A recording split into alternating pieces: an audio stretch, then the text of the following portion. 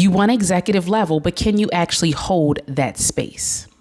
Because wanting executive level leadership and actually being ready for executive level leadership are two completely different things. I meet incredible professionals every day that tell me I'm ready for the next level. I'm already doing the work. I am ready to be an executive. But here is the loud truth that nobody tells you in your leadership. Get your pen and paper. We'll start it early. The truth nobody tells you out loud is those wanting the executive level roles are not actually ready to be an executive. So if you're not executive ready and the gap is not the skill, let me tell you the gap you actually have in order to hold that space.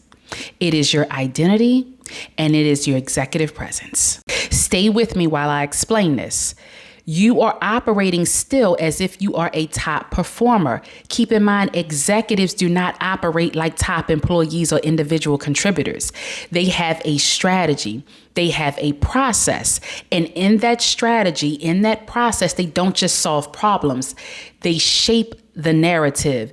They create processes and systems that do not require them. And then they expand that throughout not just a department, but also the organization. Now, my question for you is your leadership actually ready for executive level systems?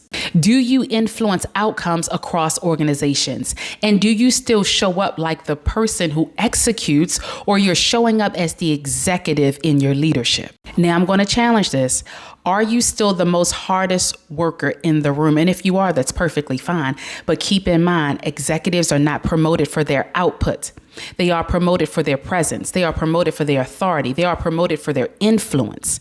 And once you understand that, then your strategic identity begins to revolve around that executive presence that you need. This is the shift I work with my clients on. So when you walk into the room, your executive identity is already there. You're already holding space for it because it's not about output. It's about the strategy you already have. When leaders step into their executive identity, people begin to listen.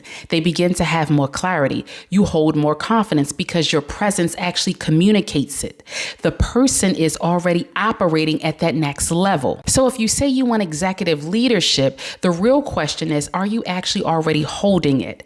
I have applications specifically ready for the executive identity audit where we diagnose exactly what's happening in your leadership. You say you want executive leadership. The real question is, are you actually ready to hold it? If you're serious about your executive leadership, then this is what I talk about in the Leadership Alchemy Masterclass. And you can also book your executive identity audit at DanieSheldon.net. Do not get waitlisted. Happy